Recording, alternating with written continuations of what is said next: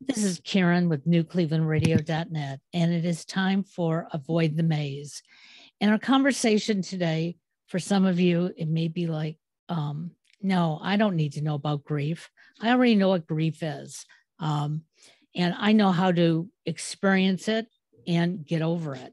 But I think you're going to find out that that's not true, because until you experience grief, whether it be grief over the loss of someone, or grief about a change in yourself, or even just losing something.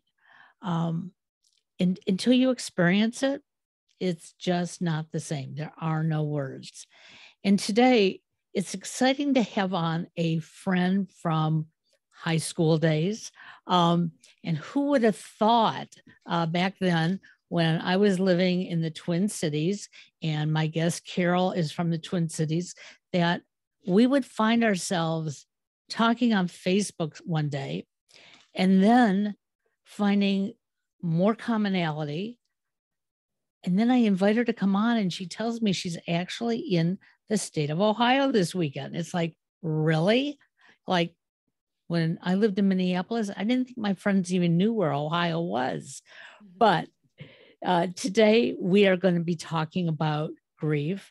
And Carol, you started out your career as a dentist, correct?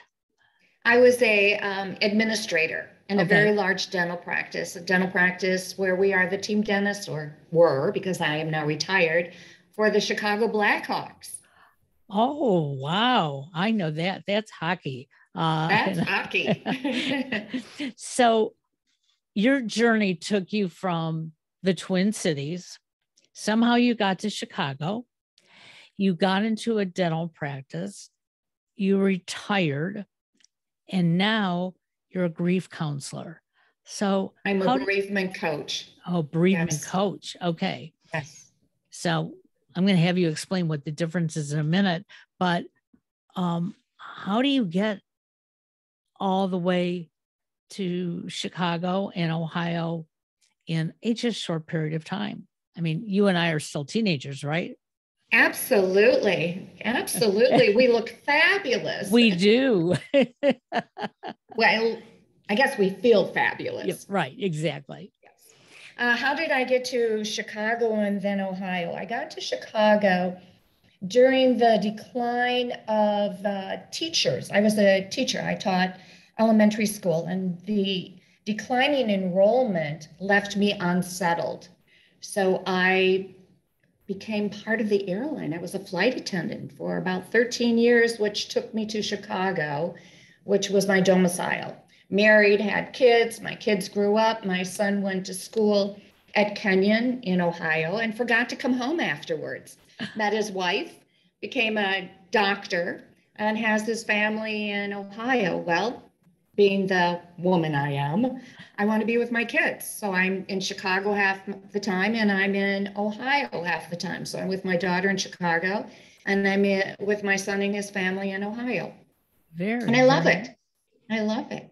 Well, and that's a great way if we can do that. Some of us are going to do it on Zoom when our kids move away or we move away from our kids. But it's always nice to have those connections. So you ended up in Chicago, you gave up teaching, you got into administration. And I know for a number of years on Facebook, I saw pictures of you at different events, and from afar, we all salivate over each other because, oh, look what she's doing, look what he's doing. But during that period of time, you suffered a loss. I did. I met my husband in Chicago. My heart throbbed. It was funny because we were fixed up, came to the house. I opened the door, and my daughter was standing there. It was right around Christmas, Hanukkah time. And I looked down, he said he was so glad that I looked down because he felt that boom, that Joseph Campbell moment. And he said he knew that he was going to marry me. Wow. And we just went from there. It was unbelievable. I wasn't ready to meet him in the sense that he came on very strong. And so I kept on pushing him back. But no, he was awesome. Incredibly, incredibly awesome. So how long And were unfortunately, we were together for about 35 years total. And unfortunately, he was an avid tennis player, but he had a bad hip. So he went after a get. We knew that he eventually needed a hip replacement. Went after it, lost his balance, and ended up hitting a structural beam that severed his spinal column. Oh. He lingered for 11 days, and literally we took him off of life support. I was holding him in my arms as we took him off of life support. And I just can't even begin to explain the depth of pain, especially on the day of the accident, when we always had coffee together in the morning before he went off. He was an attorney and I was the administrator at University Associates in Dentistry.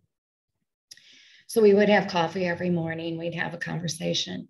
And that was a double I love you, a double hug, a double kiss. And if somebody had said to me, this will be the last time you're really able to communicate with him, I would have said, you're crazy. We're at the apex of our relationship. It couldn't have been better. So it was a true blow. And my only regret is that we don't have more time together. We lost that. But I didn't have any regrets for things that weren't said or things that weren't done, because we did have that special moment together. But no, I can't even describe the depth of pain. And what you're describing is not unusual in many, many relationships, because we don't know when our time is. We don't know how it's going to end. I remember when I was I think I was about 8 or 9 years old, my mother getting a call from my aunt. And my aunt was this very even keel woman. And I hear my mother trying to calm her down on the phone. And my aunt is telling my mother that her husband left for work and went to the gas station to fill up his car. And that's when they used to fill your car for you. So that was a long, long time ago. But he got out of the car for some reason, collapsed on the ground, had a heart attack. By the time the ambulance got there, he was already expired. And again, my aunt had a very similar relationship. She was a stay-at-home woman, got up every morning, made her husband breakfast, kissed him goodbye, talked about what they were going to do that evening. But yet, within minutes after he left the house, that was all gone. And none of us are prepared for that. Not at all. Never prepared for it. I explain it to my clients that you're in a state that you're frozen. You don't even know how you make it from one moment to the next. Your body is so wounded, so deeply. You don't even know what you're saying or what you're doing. But you do know that people will approach you and they'll say things that are trying to comfort you. They'll go, I know, I've been there, I lost. And all I could do at that point was put my hand up and say, there are no words. There are no words. Everyone grieves in their own way. But the depth of pain that you feel from the loss of a spouse or a partner or a significant other is so deeply excruciating. It's different than the loss of a parent, which is extremely painful. And I had already lost both my parents and my in-laws and my grandparents, who I was extremely close to, and felt that sense of being orphaned and felt the sense of almost abandonment. But when I lost my husband, I was not prepared for that type of pain. I didn't even know I was capable of that type of pain. And the only thing that I can think that even would be worse would be the loss of a child. And so what I did initially, because I didn't have a bereavement coach or a bereavement counselor, and I did look for groups and I couldn't find any groups to even join, which is interesting. We can talk about that a little later if you're interested. I sought out people that had lost their spouses and found that they were the ones that I took more comfort in, that I could cry freely with them. I could share my grief with them. They understood They could help me just calm me down. They taught me how to breathe. They taught me that it's one breath at a time, one step at a time. My kids didn't leave me alone. They didn't leave my side. My son was in the middle of doing his residency rotation, and stayed with me for that period of time. My daughter-in-law came and stayed with me for a period of time. I stayed with my daughter for a period of time because, again, I was so frozen, so frozen. My work environment was incredible to me. They allowed me to work remotely at that time before people were working remotely. And then when I eventually went back to work, I could close my office door and just cry. That became a safe haven. It became a place where I could escape and have something to focus on other than my grief. And yet I could still grieve while I was there. But it is a long, slow process. There were many people that would say to me, well, let's go out to dinner, or let's go do this, or let's go do that. And I would go, I hope you're there when I'm ready, because right now I'm not. I'm not. I was too deep in grief to even be able to reach out to friends. And I think that's a message that we have to hear as family and friends, that it's not our timetable for you. It's your timetable. And it's something that is very difficult to understand unless you've lost someone that you're close to. You had mentioned that you were by his side for 11 days. Some people would look at it and go, look at, you were by his side. You know, you saw the process, you know, so it should be easier. No, it's not easier, because those 11 days, you still haven't processed yet. You're going to go back and process them in the future as to what happened during those 11 days. Absolutely. And there's so much going on during that period of time. Even though I was planning his funeral during that period of time, you're frozen. Your mind isn't functioning. And it used to be that the whole community was there for you. We're not in that type of environment anymore. So we don't have the church or the synagogue or the mosque and the clergymen and the priests and the rabbis to be there supporting us round the clock. And then even when it's when the individual passes, that the whole community is there for you. We're not. And so it does become something that is so individualized. There is no time frame, and there is no right or wrong. When somebody says, well, can't you just get over it? Just move on. Can't you just get? No, you don't. You don't just get over it. But you do need to figure out slowly, one step at a time, one breath at a time, who you are on this journey now with that individual in your heart, very much a part of you, but who you are now on your journey with them in your heart. So when you got that phone call initially, I understand, total shock, because he was supposed to come home. He's supposed to go play tennis and come home. You said you were frozen in time, but obviously for those of us around you, we most likely saw you functioning, correct? Absolutely. You do see the individual functioning, but you don't wear the open wound. People would see it in my eyes and say, what happened? They could see it in my facial expressions. It was very clear that I was in agony. But as time goes on, your body defies you in the sense people don't know what's going on. And oftentimes I'll say to my clients, if we could just take a step back and look at people and be kinder to them. We don't know what's going on in their lives.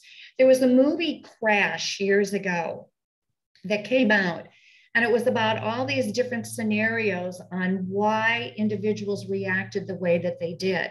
And they took you back in time so you understood what was going on in their life that prompted them to act the way that they did. And that's the only way that I can describe this, is that unless you can physically see that open wound, you don't know the depth of pain that they're going through. You don't know the emotions that they're going through. And also that the individual that is grieving gets all the passes in the world. because they will say and do things that are so out of character because of the hurt, because of the pain. I know that when I was walking home from work many times, and I walked over the river, the Chicago River, to get home, I would look at the river and go, if I only had the courage to jump. Even though I have children who I love and adore and mean the world to me, they have their whole lives in front of them. My life just slipped away. And I was not able to jump, but I would have if I had the courage. And so I even take that in consideration, is that you're not in your right frame of mind. Your body is functioning, but it's not functioning on all cylinders. And it's painful. It's painful. So I know when we were growing up, and I don't know if your mother ever used this phrase with you, but it was always, don't hang out your dirty laundry for the neighbors to see. Right. And so, and I will argue against that 100%.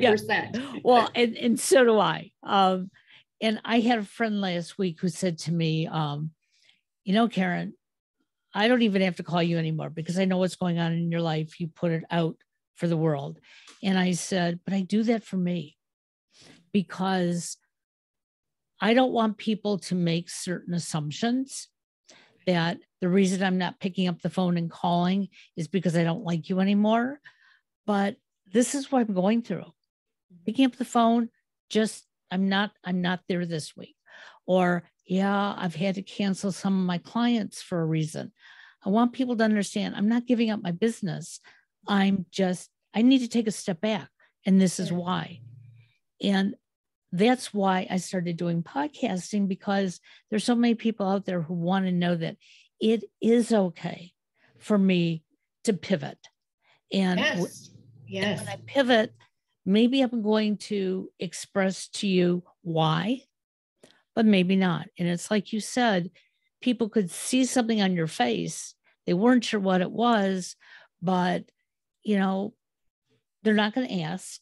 And even if you told them, most of them were not going to listen. They were going to hear it, but they weren't going to listen to it because they wouldn't know how to respond anyways if they hadn't been through it. Very true in what you're saying, but I do encourage people to talk about it, especially when they're with friends and family and people that knew the individual, because you can find that when you're talking, you start sharing wonderful memories, and those become cherished treasures.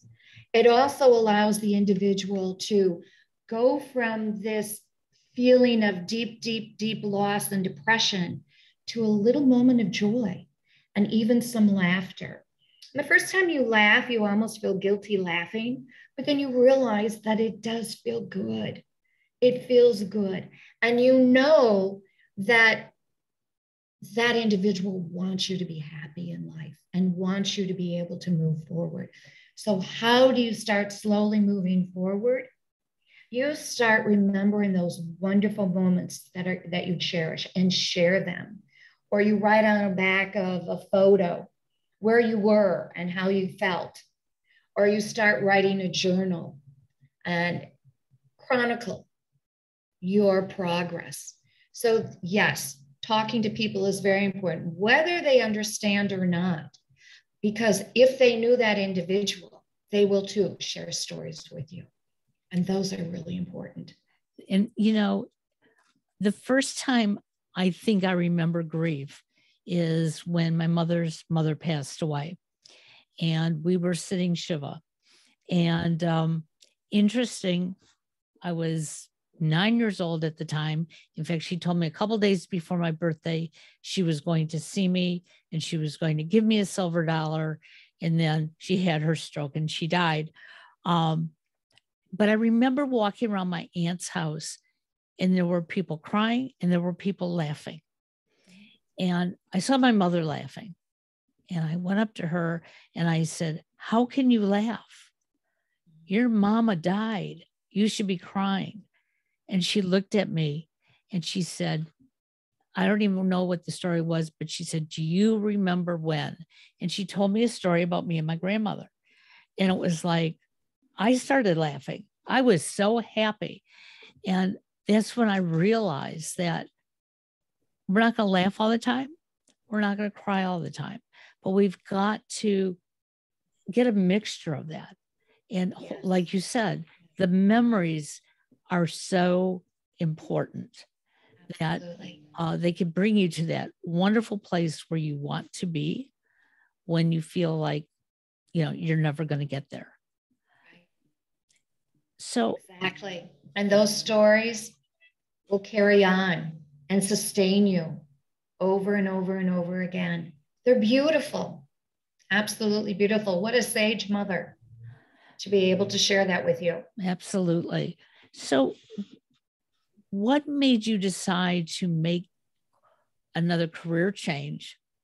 And dwell, and some people might say, now you're dwelling on grief, which I don't agree with. Okay. Every client you are with helps you to move forward. And I do know that, because the more we talk about it, more we experience it, it gets, I'm not going to say easy, but it gets a little bit more comfortable. So when did you wake up and say, haha, I know what I'm going to do next? Well, it wasn't an aha moment. I was still working, and a very dear friend of mine asked me if I would talk to her sister who had just lost her spouse.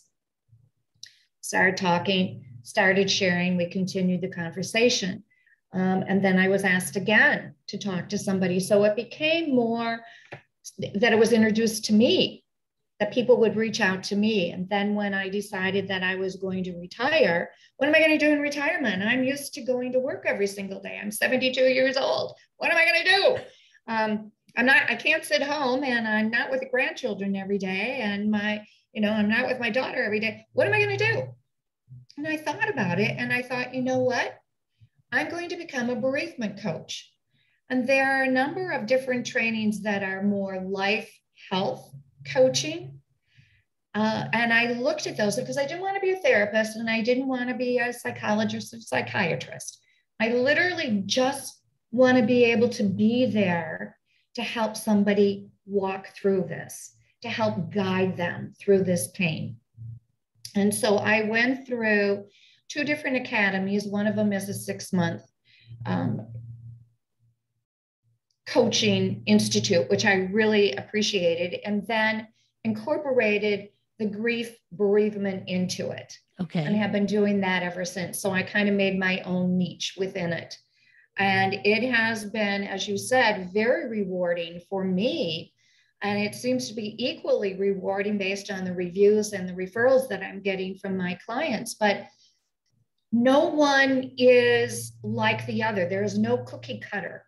And so it's very interesting. And what you do is that there's no judgment. You just listen to them. And based on what they say, pull from that, because I'm no longer frozen. So I can pull from that and make suggestions to them that they can use to move forward. And sometimes it's as simple as taking a piece of clothing and making it into a teddy bear. Or sometimes it's as simple as, again, writing in the journal, or as easy as, I don't know off the top of my head, now when I'm put on the spot, right? But you literally listen to what they're saying. One of them was very angry at God. It was very interesting. He was extremely angry at God because his wife didn't get to hold their grandchild that was going to be born in a couple of months. And so we visited that, and they didn't feel that they were getting the response that they wanted from their religious community. And I asked him, are you really angry at God, or are you angry at yourself? Because if you do believe in God, you know that your wife is there embracing many children, many babies that need that. And that was his aha moment.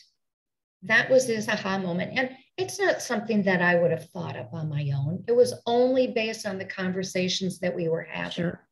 And he was able to move forward with that and be at peace that his wife was able to give comfort to other children and other babies, and that he knew that she was in his heart when their grandson was born. So there are special moments like that, and it's just through the conversation and hearing what the individual has to say to help move them forward. And, you know, you mentioned in the beginning that the loss of a spouse is totally different than the loss of a parent, because we all know that at some point our parents are older than us. We are going to most likely lose them before they lose us. And probably the same way with siblings. You look at your siblings, whatever age they are, and if they're older than you, at least at the back of your mind, you sort of assume that the oldest one is going to go before the youngest one. Doesn't always happen that way. But we can convince ourselves that we are ready and prepared. I know when my mom passed away, I was lucky enough to have 2.5 months with her. I moved in with her, and I needed it. I believe she needed it too. But I had people afterwards when she passed said to me, but you had the 2.5 months, you know, and I said, but it was a totally different 2.5 months. First of all, it was shocking that she got ill. I had talked to her one day, she was fine.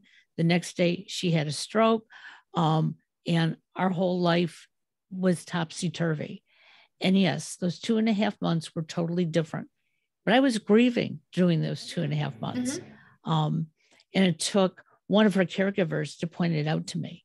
I hope you know what you're going through right now, because you need to experience this. Because every time I try to push it away, and I'm sure the 11 days you went through the same thing, that you were grieving, but it was a different grief than when. Totally different grief. And the worst thing that someone can do is try and shield it or deny it, or a man try to be macho and, well, I don't want to cry in front of my children. I don't want to talk about that. I don't want. No, they need to know. They are going to experience this at some point in life. Prepare them for it. It's not a bad thing. There can be beauty in the death. There can be absolute beauty. It's still a huge loss to you. Like you, I was fortunate to be with both my mother and father for the last 2.5 weeks of their lives by their bedside. Prior to that, I would go in every month or every 2 weeks to be with them. And you're still not prepared for it. Right. And it's still gut-wrenching. But don't be afraid to talk about it, and talk about it with them. I don't know about you, but I was able to talk about it with my mother. And it was interesting. And there were times that she didn't want to talk, but other times she would share a lot of insight of what she was going through. I was curious. With my father, I took pictures of the progress. He had wanted to be a doctor, so he wanted me to take pictures of the progress, the process that he was going through until his final moments. But it doesn't lessen the pain. It gives you something to hold on to and wonderful memories to hold on to that you can share, but it also makes you realize that there is beauty in the death. They're at peace. We're the ones that are here. We're the ones that are in pain because of the loss, because of the love. And if you've read The Prophet, there's a wonderful saying in it, and I will just summarize it though. You know the depth of pain based on the depth of joy. So sorrow, your depth of sorrow is based on the depth of joy that you have experienced. So the more sorrow you feel, the more joy you have experienced. And that seems to carry forward. And there's some real truth to that. And that in itself eventually can become comforting. We're not going to understand it in those moments when we're frozen. And understanding that, yes, we all have those frozen moments, whether we realize it or not. When my dad passed away, I did not realize it because we were so worried about what was going to happen with my mom. Could she stay in her apartment alone? could she keep driving? Could. And so it was, okay, Dad, I'll deal with you later. And it wasn't until my mom passed away, 12 years Then you're later. grieving both of them. Absolutely. Because, you know, it was all about my mom. Now, my mom was a strong person, and very, very independent. But even so, for her sake, you know, I had just put it on hold. And when it all hit, I just thought, this is terrible. Why? And because that's when I realized I don't remember mourning for my dad. So I sought out a grief counselor because I thought, what a bad daughter you are. How could you do that? And not at all. Yeah. Not at all. And when I mentioned it, the counselor looked at me and said, your dad would understand. He was the love of your mother's life. Your mother was the love of his life. He would totally understand if his kids became his surrogate and do the things that they needed to do to show her that she still was loved. And I looked at the grief counselor and I said, wow, I never thought of it that way. And she said, and if you want to cry, go ahead and cry. And absolutely. And she said, if anybody says to you, hey, that was 12 years ago, she said, I want you to look at them and say, no, because he's still with me. And he is. It's 11 years after my husband passed away. And on the 10th anniversary was probably the worst day of my life. Just walking home, had my headphones on, listening to music, which was always and always will be a great escape for me. And then all of a sudden, the floodgates just poured. I don't know if it was a 10-year milestone or just woe is me, I miss him. And I'm in a relationship. So it's not as if, you know, I do have a life. I have a very wonderful life, but I still miss my husband. And I'm so thankful that my heart is big enough to let more people in, but it never leaves you. And the journey is a hard one. It's a roller coaster ride. It's up and down. You never know when that moment's going to hit you, but let it flow. Let it flow. And isn't it wonderful when somebody just gives you a hug? Oh, they don't necessarily have to say words, or you can look at somebody and they understand what's going on. And again, they can just give you a hug, or they can say, come on, want to go in the other room and just talk? And that's the one thing that I would love for the community to learn, is to take a step back and look at others. Stop being so solipsistic. We are all in this together. We all love the same. We all grieve on some level the same. Let's be there for one another and try and understand one another and hear one another and reach out. I love it.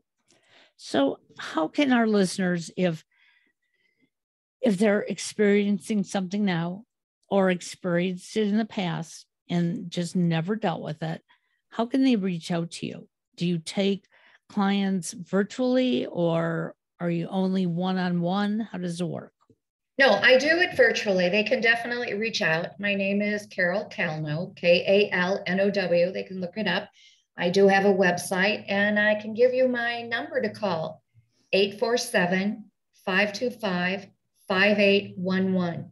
847-525-5811. And I welcome your call just to talk. I have many clients that have been with me for as little as 4 to 6 weeks, and others that have been with me for months. It's all at their pace. It's their journey.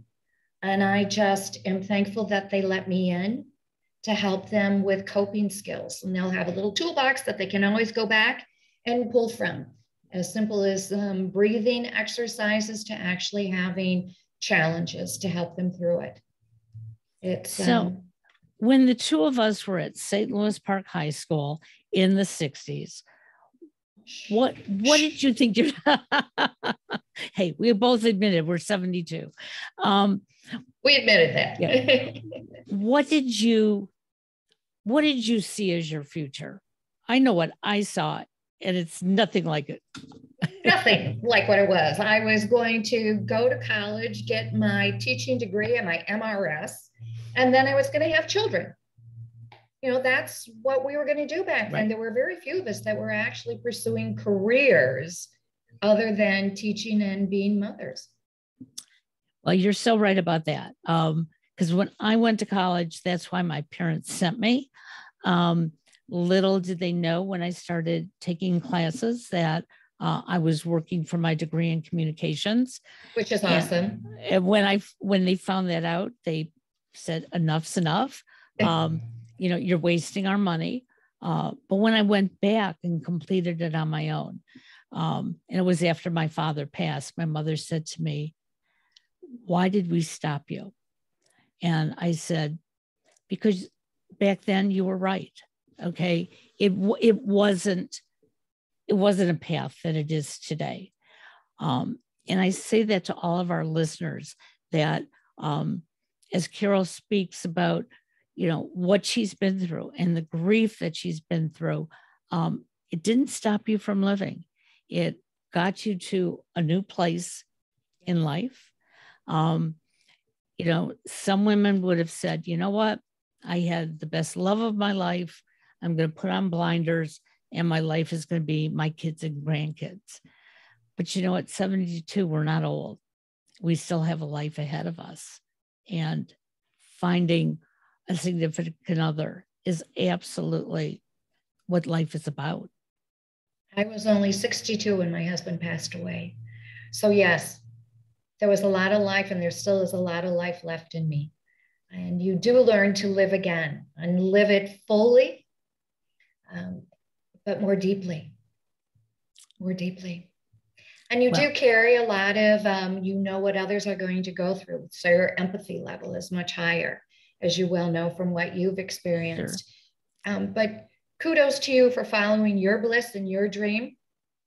And I think it's the unintended consequences of our generation, which became more mobile and became more out there and realized the value that we as individuals have, that we give back to the community. So there are many, many good things about what has transpired in life, and hopefully it will continue, that we will be there for one another. Absolutely. Well, I'm so glad we reconnected. And I'm so glad that you come this close, because I'm going to have to figure out on one of these times that you're in Ohio to get in my car and drive down to see you and meet your family. But I welcome it. Oh, come on down. You know, I keep in touch with so many, and I keep saying, you know, if you ever get to Ohio, and they'll say, well, if you ever get to Florida, if you ever get to Arizona, and it's like, yeah, I don't see myself doing that. It's not that I don't like to travel, but we have tended to be, you know, more homebodies than anything else. You're going to be empty nesters soon. You may be taking that road trip. You never know. Well, you are absolutely right. And again, that's another journey. And for some people, it's full of grief. Not that I won't be sad, but I also will be extremely happy and proud to be an empty nester. It's bittersweet. As life is, it's very bittersweet. Have a wonderful day. We'll be in touch soon. And thank you for all your wisdom. Thank you so much. Thank you. Thank you. Be well. You too, hon. Bye-bye now.